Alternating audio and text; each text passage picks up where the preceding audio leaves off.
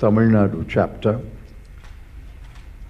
Friends have come, I believe, from other states, and businessmen and industry in Coimbatore and in the region. Out of deference and respect to Dr. Ratin Roy, I have to speak in English, but that does not mean that when the floor is open for discussion, you should also speak in English.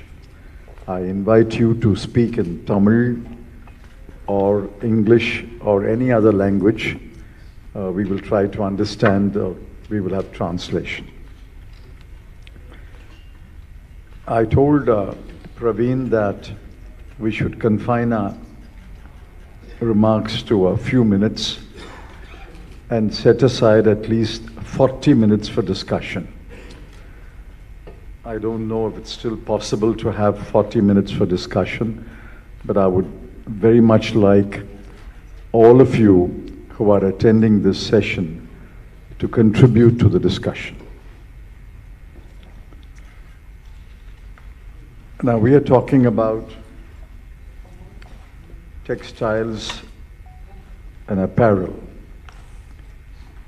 As Praveen said, this is the largest employer outside agriculture. We are also the second largest cotton growing country in the world. We have the largest population, and therefore technically we should have the largest labor force in the world. Given the largest labor force in the world, we should also have a very high labor participation rate. So being the second largest grower of cotton, the largest populated country, potentially the largest workforce, and potentially a very large labor participation rate, we should be leaders of the world in labor-intensive industries. I think the economic future of this country depends upon employing the labor force and employing the population. If large numbers of people in this country are neither in education, nor employment, nor training, what they call not in employment, not in education, not in training, at that number for India is 26%. If 26% of our people, young people, are not in employment, not in education, not in training, that's a huge waste of human resources. Now, given all that, where does India stand in the textiles and apparel industry? Praveen gave you some numbers. I support those numbers. Data does not lie. We were among the leaders of garment and apparel export. We have fallen behind Bangladesh, a much smaller country, and Vietnam, an even smaller country. China, of course, was a leader.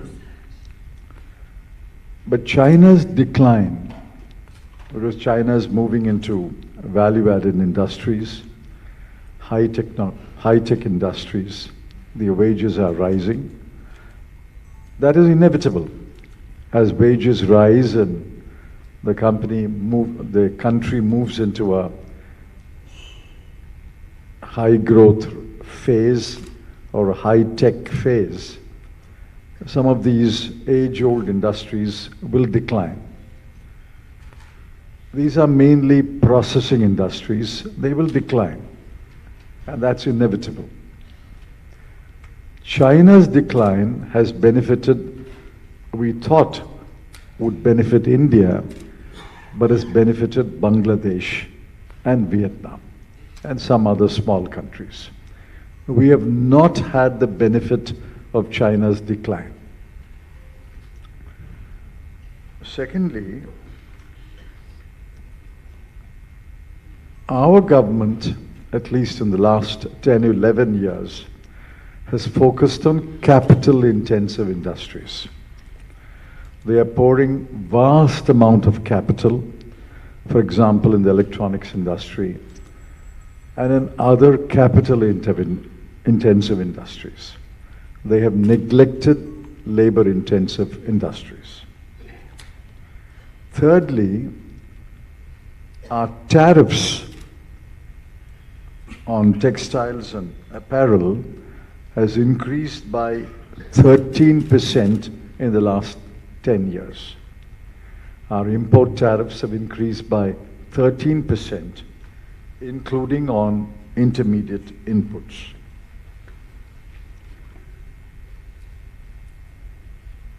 Fourthly, we have not appreciated that most of the apparel and textile industry in India, unlike in Bangladesh, are at best medium industries. They are not large industries, which have under one roof 10,000 or 20,000 workers. We are still medium industries. I asked my friends about the average size of a textile mill in India, in Tamil Nadu. And they said in the Coimbatore region, the average size was 6,000 spindles to 12,000 spindles. 25,000 spindles would be considered a viable unit.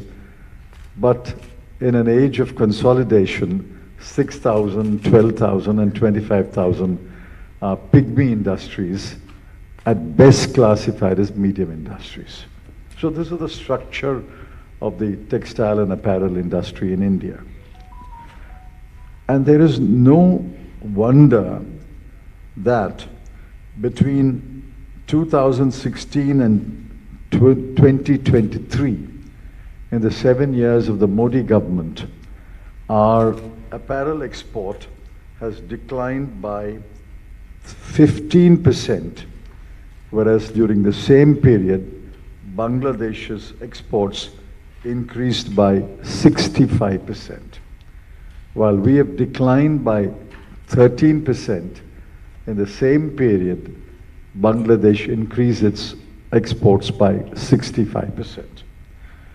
And the Apparel Export Promotion Council's data is significant. In 2022-23, we exported $16.2 billion $16.2 billion worth of exports. In 23-24, it declined to $14.5 billion. And in 24-25, while there is some growth over 23-24, we are still below 22-23. Now, I'm not sure whether the government is aware of this data. If they are aware, they are deaf and blind because they have not taken any steps. They are still talking about PLI and ELI to capital-intensive industries. They are ignoring the largest industry, largest employer outside of agriculture. Now, I'm not in a position to spell out a magic formula for reviving the textile industry. Without being in office, without the official data, without listening to the voices all over India, it would be unsafe to write a prescription. But it seems to me that 2 or 3 things are obvious and are necessary. Firstly, we must pour more money into technological upgradation of the textile and apparel industry. We cannot continue to do business with the same technology that was there 10 years ago and 15 years ago and 20 years ago. We have to pour money into technological upgradation. And if the private investor cannot find the money, it's the government which must step forward to upgrade the technology used in the apparel and textile industry. Secondly, import duties must be slashed. In the short run, it might mean more exports, more imports. In the short run, of course, there will be more imports if import duties are slashed. But import duties are the biggest tax on exports. Dr. Manmohan Singh, early in my career as a commerce minister, told me, one rule you must remember is import duties are a tax on exports. Now, don't ask me to explain the intricacies of economics, but just remember that import duties are a tax on exports. Unless import duties are slashed, exports will not increase. We must become competitive, and only out of competitiveness, exports will rise. Subsidies, incentives, and other help will temporarily boost exports. But in the long run, and this is what Dr. Ratin Roy said, unless you become competitive, you cannot increase exports. And thirdly, we must upscale our industry. I think your chairman, Mr. Kumaravelu, pointed out, you're happy with profits.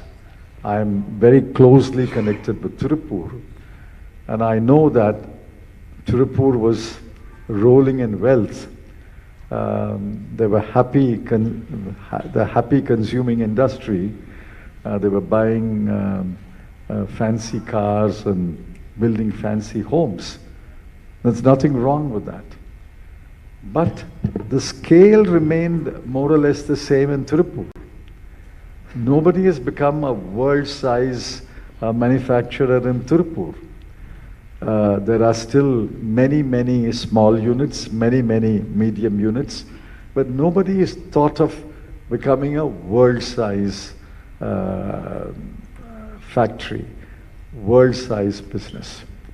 So I think the 3 things that are required is rapid technological upgradation, cut down on protectionist policies, and cut down import tariff, and thirdly, upscale your industry. Now, how you do it, it's for the government to decide. What you should do, people like Dr. Ratin Rai and others can say, but how you will do it, what time you will take to do it, is for the government to decide. And we have elected a government. All that we can say is speak up, write, speak, plead in Parliament. But eventually, the government must wake up from its deep slumber. As far as the textile and apparel industry is concerned, which, as I repeat, is the 2nd largest employer outside of agriculture, the government is in a deep slumber. Now I look forward to hearing you. I will carefully listen to all that you say before I formulate my own views. I will write about my views. I will speak on my views, but I want to listen to you. What shall be done to revive the apparel and textile industry? Thank you for this opportunity.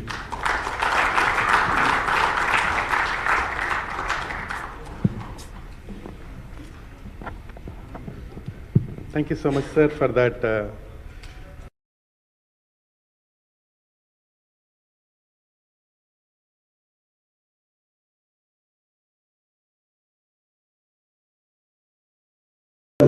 Manmоhan Singh's government, we had already reached 15 billion.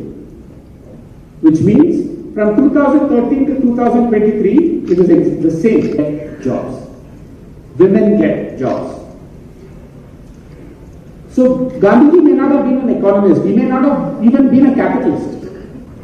So when we were like Kumraveli, important topic, not just